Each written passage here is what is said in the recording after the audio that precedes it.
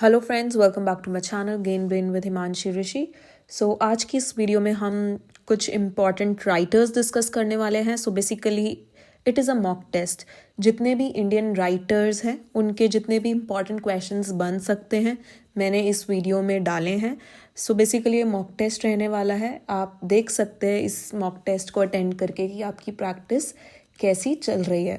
सो ये वीडियो बहुत इम्पॉर्टेंट रहने वाली है for TGT and PGT English aspirants. चाहे आप DSSB या फिर EMRS या KVS वैकेंसी के लिए प्रिपेयर कर रहे हैं, इंडियन राइटर्स हर किसी के सिलेबस में है।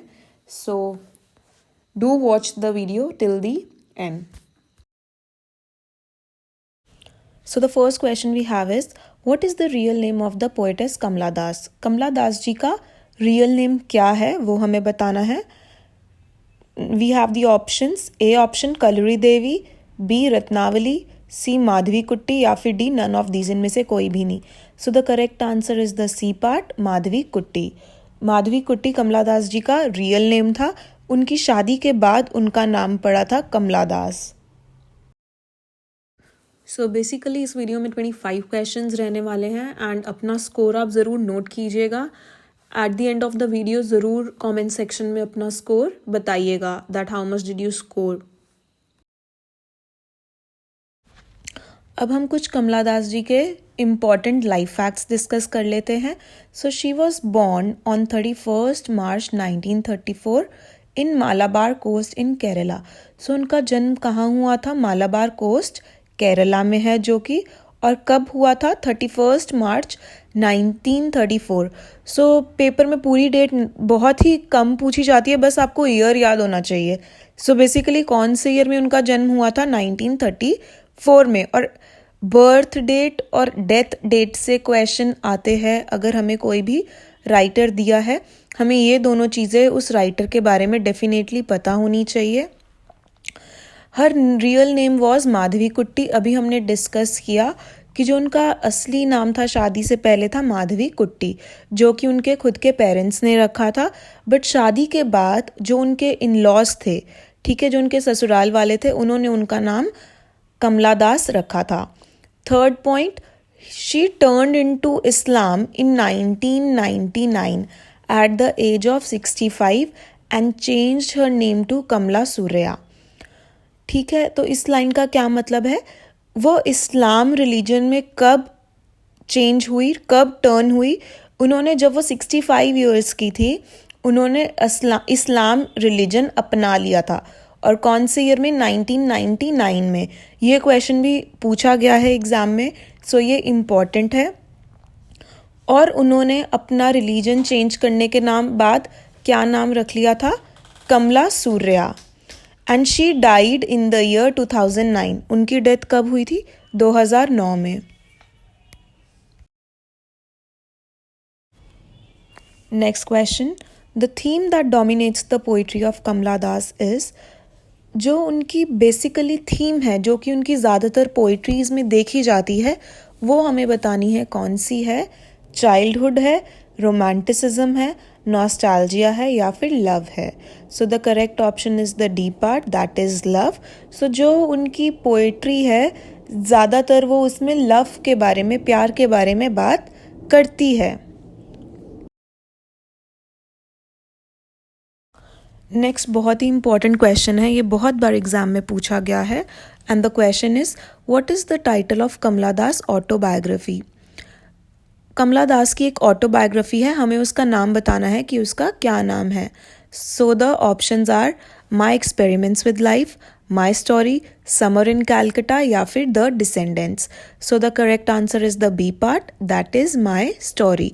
ये इन्होंने खुद ही लिखी है, जिसमें उन्होंने अपनी लाइफ के बहुत बड़े कन्फेशंस करे हैं, बहुत बड़े खुलासे करे हैं। अपनी सारी गलतियों को उन्होंने इसमें कन्फेस किया है बिना डरे, ठीक है। और ये माई स्टोरी कौन से ईयर में पब्लिश हुई थी? 1973 में। और ये 14 इंटरनेशनल लैंग्वेजेस में पब्लिश हुई थी इनकी ये स्टोरी, माई स्टोरी।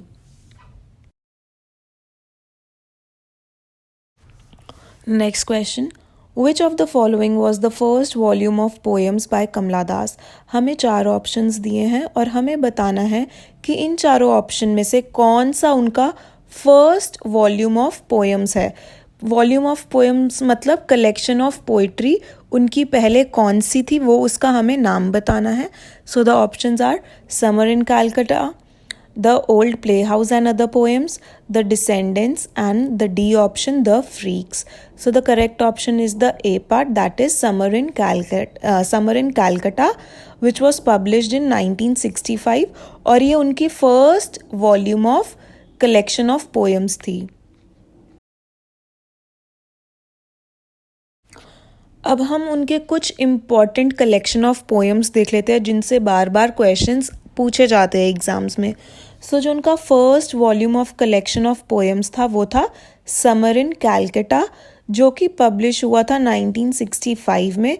इस कलेक्शन में टोटल 50 पोएम्स उन्होंने लिखी थी और इस कलेक्शन का थीम क्या था कि वो बेसिकली पेट्रियार्कल सोसाइटी के अगेंस्ट लिखती थी, मतलब जो मेल डोमिनेटेड सोसाइटी है उनके ये विरोध में लिखती हैं। इस पोएम में ज़्यादातर पोएम्स उनकी इसी थीम के आगे रिवॉल्व करती है। और दूसरा थीम क्या है, बिट्रेल मतलब धोखा, कि उनको प्यार में जैसे कि धोखा मिला है, तो उन्होंने इसी पोएम में ही इन चीज़ों का जिक्र किया है। और इनका एक बहुत ही इम्पॉर्टेंट वर्क है जिसका नाम है द डांस ऑफ यूनिक, और ये समर इन कैलकाटा की फर्स्ट पोएम है द डांस ऑफ यूनिक। ये भी हमें ध्यान में रखना है कि समर इन कैलकाटा इनकी फर्स्ट कलेक्शन ऑफ पोइट्री है और इसकी फर्स्ट पोएम कौन सी है इस कलेक्शन की, द डांस ऑफ यूनिक, और इसका ईयर भी 1965 में ये पब्लिश हुई थी। देन इनका सेकंड कलेक्शन ऑफ पोएम्स है द डिसेंडेंट्स, जो कि उनके इसी फर्स्ट वर्क के सेकंड 2 साल के बाद ही पब्लिश हुई थी and it was in the year 1967, जिसमें उन्होंने 23 पोएम्स लिखी है। और इस कलेक्शन ऑफ पोइट्री का बेसिक थीम क्या है, physical love and death. Then इनका जो थर्ड कलेक्शन ऑफ पोएम्स है उसका नेम है the old playhouse and other poems, जो कि पब्लिश हुई थी 1973 में, जिसमें कि टोटल नंबर ऑफ पोएम्स इन्होंने लिखी है 33। और इसका क्या डोमिनेंट थीम है इस पोइट्री कलेक्शन का, self exploration, learning about self experiencing and challenges to patriarchy. So basically उन्होंने इस पोएम में सेल्फ के बारे में लिखा है कि जो उन्होंने अपने एक्सपीरियंसेस डिस्कस करे हैं या फिर जो उनकी इनर फीलिंग्स है वो भी उन्होंने इसी the old playhouse and other poems में डिस्कस करी है। और ऑल्सो इन्होंने पेट्रियार्की के अगेंस्ट में कुछ पोएम्स लिखी हैं, वो भी इसी कलेक्शन में हैं।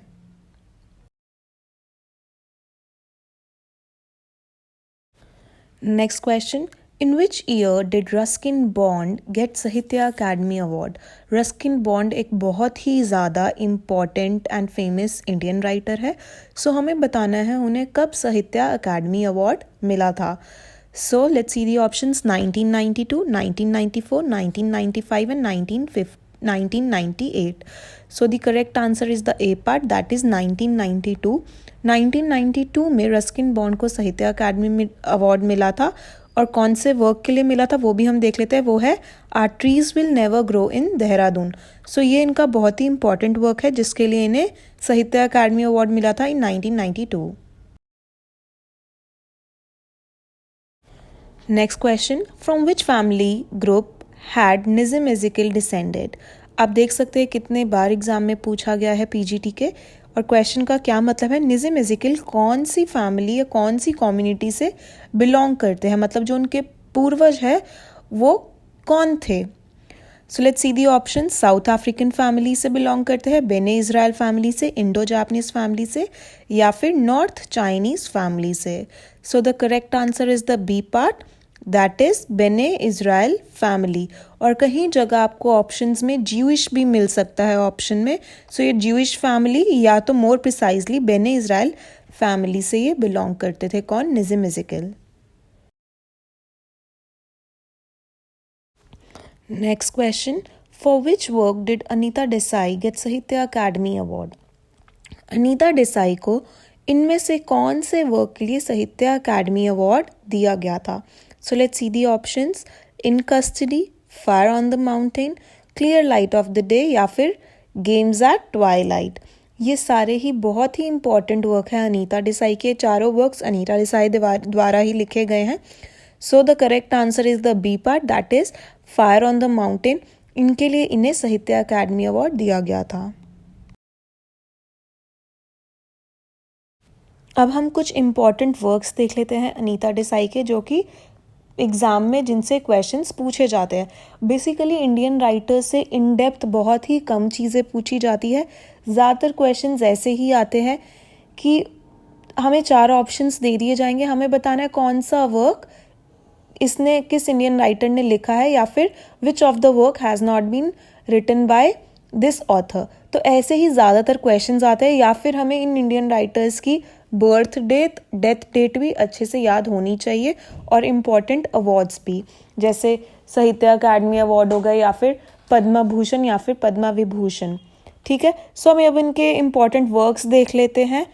क्राई द पिकॉक इनका फर्स्ट नॉवल है, जो कि लिखा गया था 1963 में।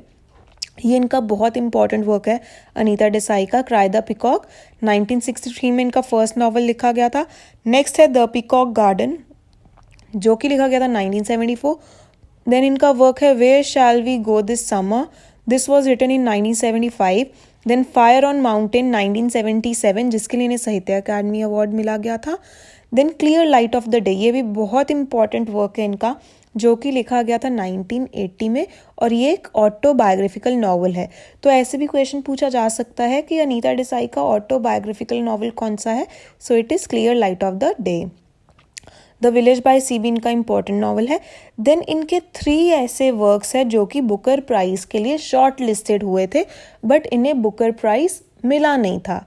ठीक है, इनकी बेटी को ज़रूर बुकर प्राइज मिला है, किरण देसाई इनकी बेटी थी, तो इन्हें ज़रूर बुकर प्राइज मिला है, बट इन्हें 3 बार इनका वर्क शॉर्ट लिस्ट ज़रूर हुआ है, बट इन्हें नहीं मिला।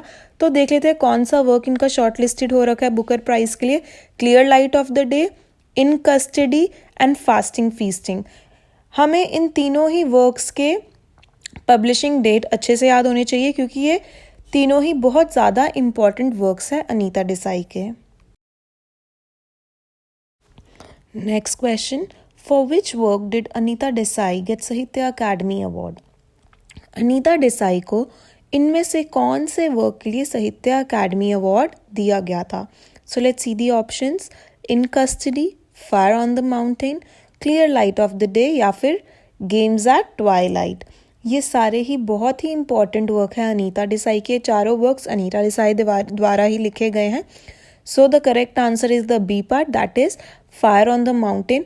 इनके लिए इन्हें साहित्य अकादमी अवार्ड दिया गया था। Next very important question, Malgudi a fictional town in south India was created by which author. जो मालगुडी है ये एक फिक्शनल टाउन है साउथ इंडिया में। ये किस ऑथर द्वारा ये मालगुडी का टाउन बनाया गया है। फिक्शनल मतलब इमेजिनरी, ऐसा कोई टाउन है नहीं मालगुडी नाम का, ये एक ऑथर की क्रिएशन है। तो हम सब ने ही सुना हुआ है मालगुडी के बारे में, तो हमें बताना है किसने क्रिएट किया है मालगुडी टाउन अपने वर्क में। So let's see the options. Khushwant Singh, Anita Desai, R K Narayan, या फिर Kamala Das. The correct answer is the C part, that is R K Narayan. Next question, what did Mulk Raj Anand satirises in Coolie. एक मुल्कराज आनंद जी का बहुत ही इंपॉर्टेंट वर्क है कुली। उसके अंदर उन्होंने किसको सटायरिकली दिखाया है, मतलब किस चीज़ की उन्होंने निंदा करी है इस वर्क में। Imitation of English society, B part exploitation of the poor family, C part industrialisation, या फिर डी पार्ट नेशनलिज्म। तो उन्होंने इस वर्क में एक्सप्लॉयटेशन दिखाया है, जो कि पुअर फैमिलीज, पुअर लोगों के साथ किया जाता था। So the correct option is the B part, that is exploitation of the poor family.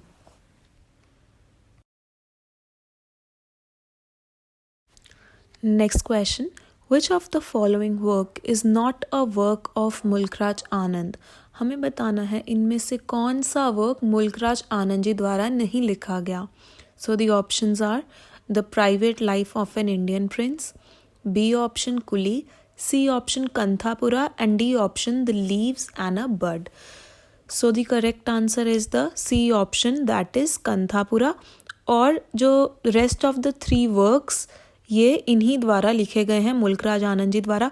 और कंथापुरा भी एक बहुत इंपॉर्टेंट वर्क है इंडियन राइटर का, हमें पता होना चाहिए किसके द्वारा लिखा गया है, राजा राव द्वारा। Next question, the blue umbrella is a famous work by which author. एक बहुत ही इंपॉर्टेंट वर्क है द ब्लू अम्ब्रेला, ये किसके द्वारा लिखा गया है? Let's see the options, Khushwant Singh, Anita Desai, R K Narayan या फिर Ruskin Bond. The correct answer is the D part, that is Ruskin Bond द्वारा ये लिखा गया है वर्क द ब्लू अम्ब्रेला। और कौन सी ईयर में? 1974 में। अब हम कुछ इम्पॉर्टेंट वर्क्स देख लेते हैं रस्किन बॉन्ड के, बिकॉज इंडियन राइटर्स का, जैसे मैंने अभी बताया आपको थोड़ी देर पहले ही, ज़्यादातर वर्क्स के नेम पूछे जाते हैं कि ये वर्क किसने लिखा है या फिर इनमें से ये वर्क किसका नहीं है। ऐसे क्वेश्चंस इंडियन राइटर्स से ज़्यादा आते हैं। सो हमें इम्पॉर्टेंट वर्क सभी इंडियन राइटर्स के पता होने चाहिए। सो रस्किन बॉन्ड का जो फर्स्ट वर्क है वो है the room on the roof, और ये कब लिखा गया है? 1956 में, और ये इनका फर्स्ट और ऑटोबायोग्राफिकल नॉवल है। सो आप देखिए ये कितना इम्पॉर्टेंट वर्क है, इसी एक वर्क से कितने सारे क्वेश्चंस बन सकते हैं। और इस वर्क का एक बहुत ही इम्पॉर्टेंट कैरेक्टर है जिससे बहुत बार क्वेश्चन पूछा जाता है, उस कैरेक्टर का नाम है रस्टी, RUSTY, रस्टी, जो कि एक 16 साल का बच्चा है इस नॉवल में the room on the roof का। ठीक है, तो ये भी क्वेश्चन पूछा जाता है बार बार कि रस्टी फेमस कैरेक्टर किसका है? तो रस्किन बॉन्ड का है। ठीक है, कौन सी नॉवल में उन्होंने ये इसका जिक्र किया इस नॉवल का? तो the room on the roof में, और इनका फर्स्ट ऑटोबायोग्राफिकल नॉवल है। ठीक है, फर्स्ट नॉवल है which is autobiographical in nature. Then इनके आगे के वर्क्स देखते हैं। दूसरा इनका काम है the eyes have it, then Delhi is not far, the cherry tree, the last tiger, the cherry tree, the last tiger, ये बहुत इंपॉर्टेंट वर्क्स है। Then the blue umbrella, angry river भी एक इम्पॉर्टेंट वर्क है जो कि चिल्ड्रंस का novel है। ठीक है, बच्चों का नॉवल है। Dust on the mountains, ghost stories from Raj and island of trees.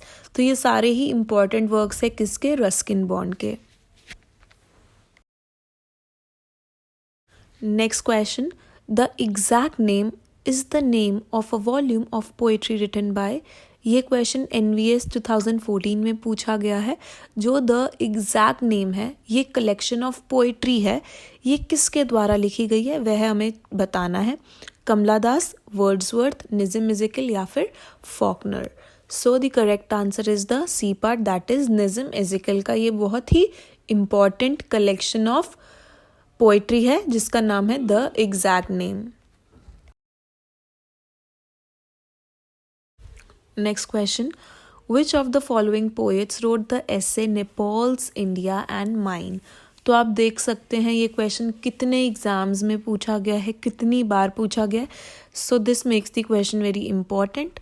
ठीक है, नेपाल्स इंडिया एंड माइन किसने लिखा है? Let's see the options, Vikram Seth, R K Narayan, Nissim Ezekiel या फिर Anita Desai. The correct option is the C part, Nissim Ezekiel का बहुत इंपॉर्टेंट वर्क है Naipaul's India and mine. Next question, I am sinner, I am saint, I am the beloved and I am the betrayed are the lines by whom. ये जो lines है ये किसके द्वारा लिखी गई है? अनीता देसाई, आर के नारायण, निज़म इज़ेकियल या फिर Kamala Das. The correct answer is the D part, Kamala Das. और ये कौन से वर्क से लाइन ली गई है इनके? एन इंट्रोडक्शन, बहुत ही इंपॉर्टेंट पोएम है कमला दास की। इस पोएम से बहुत ज़्यादा लाइंस पूछी जाती हैं, बहुत ज़्यादा कोटेशंस पूछे जाते हैं इस वर्क से, एन इंट्रोडक्शन से। तो आप ज़रूर पढ़ लीजिएगा कि एन इंट्रोडक्शन की कोई बहुत ज़्यादा नहीं है बट 5 से 6 बहुत ज़्यादा फेमस इनके कोटेशंस है इस वर्क से। Next question, the imaginary town Malgudi is located in, एक फिक्शनल टाउन है मालगुडी, किसके द्वारा बनाया हुआ? आर के नारायण द्वारा बनाया हुआ। और ये कहाँ पे स्थित है, ये कहाँ पे लोकेटेड है वो हमें बताना है। वेल ये असलियत में वहाँ पे लोकेटेड नहीं है, मैं आपको बता दूँ, ये this is just an imaginary town. ठीक है, तो ये हमें बताना है उन्होंने ये इमेजिनरी टाउन कौन सी जगह के अंदर बनाया है। Let's see the options. A option Hyderabad, B Madhya Pradesh, C Punjab and D Mysore. So the correct option is the D part, that is Mysore. ये जो उनका टाउन है मैसूर में इन्होंने लोकेट किया है. किसने? आर के नारायण ने. Next question. For which work did R K Narayan get Sahitya Academy Award? कौन से वर्क के लिए इन्हें साहित्य अकेडमी अवार्ड मिला है आर के नारायण को, वो हमें बताना है. Swami and friends, the English teacher, the guide या फिर द डार्क रूम. ये चारों ही बहुत ही इम्पॉर्टेंट वर्क्स है आर के नारायण के. स्वामी एंड फ्रेंड्स इनका फर्स्ट वर्क है आर के नारायण जी का, ठीक है. और इन्हें साहित्य अकेडमी अवार्ड कौन से वर्क के लिए मिला है? ये इन्हें मिला है द गाइड के लिए, जो कि इनका बहुत ही ज़्यादा इम्पॉर्टेंट वर्क है. और इस द गाइड का प्रोटैगनिस्ट मतलब मेन कैरेक्टर का क्या नाम है? गफू, ठीक है. तो इस कई बार ऐसे भी क्वेश्चंस पूछ लेते हैं. Next question. In the guide we come across a dancer named. अभी हमने डिस्कस किया आर के नारायण जी का बहुत इंपॉर्टेंट वर्क है द गाइड. उसमें एक डांसर है, उसका हमें नाम बताना है. मतलब she is a character in this novel. हमें नाम बताना है उसका क्या है. रोजी, लिली, सीता या फिर Gauri. The correct answer is the A part, that is Rosie. Next question. Why not leave me alone? Critics, friends, visiting cousins, every one of you. Why not let me speak in any language I like? Are the lines taken from which poem? ये जो lines है बहुत important lines है. ये lines कौन सी poem से ली गई है वो हमें बताना है. So let's see the options. A option my experiments with life, B option my story, C option summer in Calcutta या फिर D option an introduction. So the correct option is the D part, that is an introduction. और an introduction बहुत ही important work है. किसका? कमला दास का. और जो ये वर्क है इनकी एक पोइट्री कलेक्शन है जिसका नाम है समर इन कैलकटा. उस पोइट्री कलेक्शन में इनका ये वर्क है एन इंट्रोडक्शन. सो क्वेश्चन ऐसे भी बहुत बार पूछा जाता है एग्जाम में कि जो एन इंट्रोडक्शन है ये कमला दास जी की कौन सी पोइट्री कलेक्शन, कौन से वॉल्यूम से बिलोंग करता है. So the answer is summer in Calcutta. Next question. The poem Enterprise is from which collection of Ezekiel's poetry? जो पोएम है एंटरप्राइज वो इजिकल की कौन सी पोइट्री कलेक्शन से बिलोंग करती है वो हमें बताना है. The options are the exact name, the unfinished man, hymns in darkness या फिर lyrical ballads. So the correct answer is the B part, that is the unfinished man. Next question. Train to Pakistan is a famous work by. जो ये work है train to Pakistan ये किसके द्वारा लिखा गया है ये हमें बताना है. And let me tell you one thing, ये बहुत ज़्यादा इंपॉर्टेंट वर्क है. ये बहुत बार एसटेट के एग्ज़ाम में, एनवीएस के एग्ज़ाम में पूछा जाता है कि ये किसके द्वारा लिखा गया है, या फिर इसका ईयर भी पूछ लेते हैं कई बार. तो हमें इस वर्क का ईयर एंड द राइटर के बारे में बहुत अच्छे से पता होना चाहिए. So let's see the options. Khushwant Singh, Anita Desai, R K Narayan या फिर Kamala Das. The correct answer is the A part, that is ये वर्क है खुशवंत सिंह का. खुशवंत सिंह जी ने ये वर्क लिखा है जिसके अंदर उन्होंने डिस्कस किया है पार्टीशन के बारे में. जब इंडिया पाकिस्तान का पार्टीशन हुआ था, जो इंडियंस पाकिस्तान में थे वो कैसे ट्रेन लेकर आए थे in India and towards in their journey क्या क्या उन्होंने मुश्किलें देखी. सो बेसिकली इसके बारे में ये वर्क है और इसके ऊपर मूवी भी बन चुकी है. अब हम खुशवंत सिंह जी के इम्पॉर्टेंट वर्क देख लेते हैं. तो इनके जो फर्स्ट नॉवल है जो इनका 1950 में लिखा गया था जिसका नाम था the mark of Vishnu and other stories. Then train to Pakistan बहुत इंपॉर्टेंट वर्क है जो कि लिखा गया था 1956 में. एक इनका वर्क है गदर जो कि लिखा गया था 1915 में. Then black jasmine, we Indians, women and men in my life, the portrait of a lady. The portrait of a lady भी बहुत बार क्वेश्चन में पूछा जाता है कि the portrait of a lady किसके द्वारा लिखा गया है. तो हमें बताना है खुशवंत सिंह द्वारा. और इस वर्क में इन्होंने अपनी ग्रैंड मदर के बारे में लिखा था. जब वो छोटे थे वो क्या जब अपनी ग्रैंड मदर के साथ रहते थे, जो जो उन्होंने ऑब्जर्व किया अपनी ग्रैंड मदर के बारे में, उन्होंने वो चीज़ें इस पोइट्री में लिखी। देन डेली अ नॉवल, ये भी खुशवंत सिंह का वर्क है। Next question, name the first novel of Vikram Seth. Vikram Seth का हमें फर्स्ट नॉवल बताना है। So the options are a suitable boy, the golden gate, mapping या फिर beastly tales. The correct option is the B part, that is the golden gate, जो कि publish हुआ था 1986 में। ये भी बहुत इंपॉर्टेंट वर्क है विक्रम सेठ का। Next question, Kamala Das autobiography was serialised in. इनकी ऑटोबायोग्राफी का क्या नाम है, हमने अभी डिस्कस किया था। इनकी ऑटोबायोग्राफी का नाम है द स्टोरी। और वो किस में सीरियलाइज्ड करा था उस स्टोरी को, हमें वो बताना है। सीरियलाइज मतलब ये जो उनकी ऑटोबायोग्राफी थी, ये कौन सी मैगजीन या फिर कौन से न्यूज़पेपर में इन्होंने अपनी ऑटोबायोग्राफी को एपिसोड्स में लिखा था, वो हमें बताना है। So the options are the current weekly, the Times of India, opinion या फिर none of these. The correct answer is the A part, that is the current weekly. Next question, the old playhouse and other poems are written by. ये एक poetry collection है, हम discuss कर चुके हैं। ये पोएट्री कलेक्शन किसके द्वारा लिखा गया है, ये क्वेश्चन 2010 में पीजीटी में पूछा गया है। So let's see the options, Anita Desai, R K Narayan, Kamala Das या फिर Vikram Seth. The correct answer is the C part, that is Kamala Das. तो आप देख सकते हैं कि क्वेश्चन पेपर में ज़्यादातर क्वेश्चंस कैसे पूछे जाते हैं, ज़्यादातर राइटर्स के वर्क्स के नाम पूछे जाते हैं।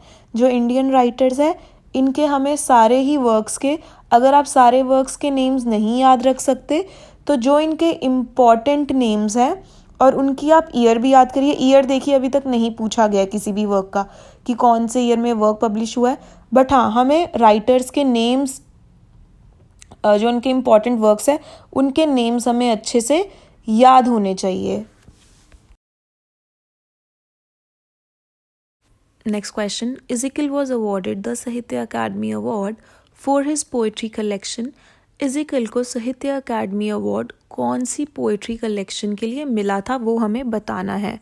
Time to change, the exact name, latter, day psalms या फिर hymns in darkness. So the correct answer is the C part, that is latter day psalms. इसके लिए इन्हें साहित्य अकादमी अवार्ड मिला था। So that's all we have in this video. अगर आपको ये मेरी वीडियो पसंद आई है so please do hit the like button, like करिएगा, शेयर करिएगा एंड प्लीज़ कमेंट भी ज़रूर करिएगा। एंड अगर अभी तक आपने मेरे चैनल को सब्सक्राइब नहीं किया है सो याद से वो सबसे पहले करिएगा। And thank you so much for watching this video. Have a good day.